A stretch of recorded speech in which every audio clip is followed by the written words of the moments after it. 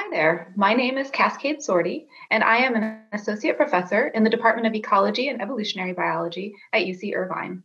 The focus of research in my lab is the impacts of global change in coastal marine systems. UC Irvine is a great place to be doing marine ecology because we live right next door to some amazing coastal sites. Let me show you one of the sites that we do our work at. This is my lab at Corona del Mar, which is in Newport Beach. And right behind us, you can see some of the rocks where the organisms live that we study. The kinds of research that we're doing is really important for understanding the impacts of climate change locally. We're doing things like studying whether or not our coastal shellfish can cope with changing climatic conditions. We're also looking at increases in invasive species along our shorelines, and we're also studying native species that are spreading or changing their ranges in response to climate change. Here's another one of our local beaches. This is Crystal Cove State Park, where we also do a lot of our work.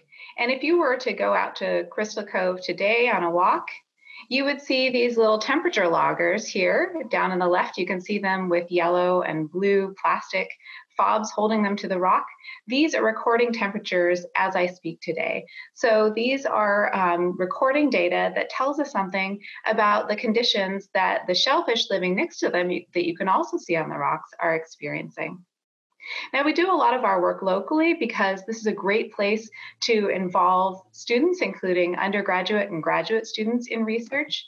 But we're not only tied to doing work locally, we really go where the science takes us. And so we have one large project that's underway right now up in southeastern Alaska.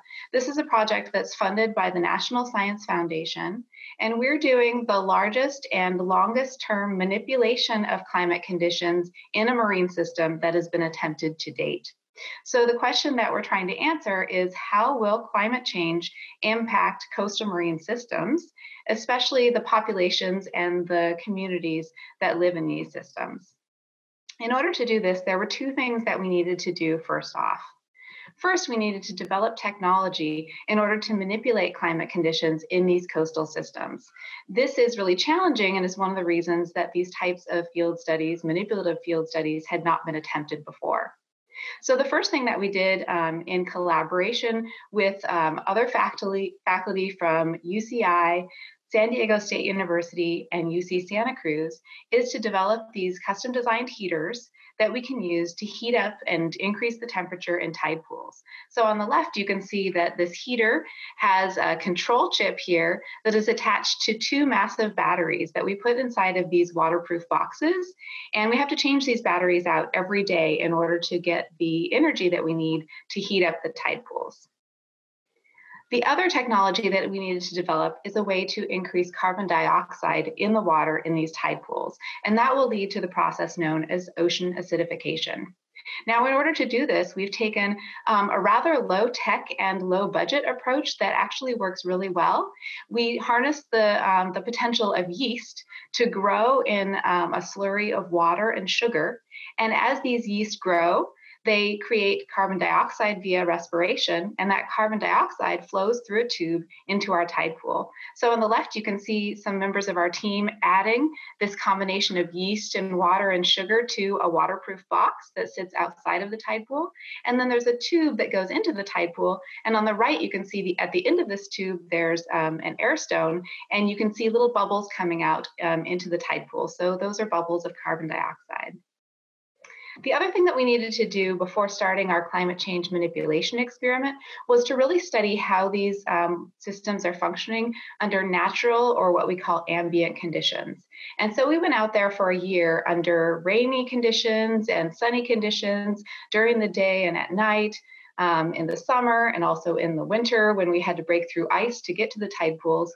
And we studied the species that lived in those tide pools. We looked at how numerous they were. We calculated diversity. And we also looked at how the ecosystem was functioning by measuring some of the chemistry of the tide pools to understand productivity. This all brought us to our first big climate manipulation, which happened last summer, 2019. For 6 months, every day we went out to these tide pools and we changed the batteries in the heaters to keep the heaters running. And you can see me changing a battery here on the left. And every 3 days, we went out and we changed our yeast solution in the CO2 generators to keep carbon dioxide pumping into the pools. We manipulated temperature and carbon dioxide in 15 tide pools, and we also had control tide pools that were unmanipulated. So now we are actually in the process of working up the data. We have a bunch of water samples that we have here on campus at UCI. This whole project took an amazing team of students and faculty all coming together to make the climate manipulation happen, and now to keep those analyses going. We have pH analyses going in our lab on campus about 15 to 20 hours per week during a normal week. And we also have another climate manipulation coming up this next summer. Our bags are packed and we are ready to go, ready to get up there and to get this experiment continued as soon as possible. So I hope you'll stay tuned for the new results and new discoveries that will be coming out of the Sorte lab at UC Irvine. Thank you so much for watching and have a great Earth Day.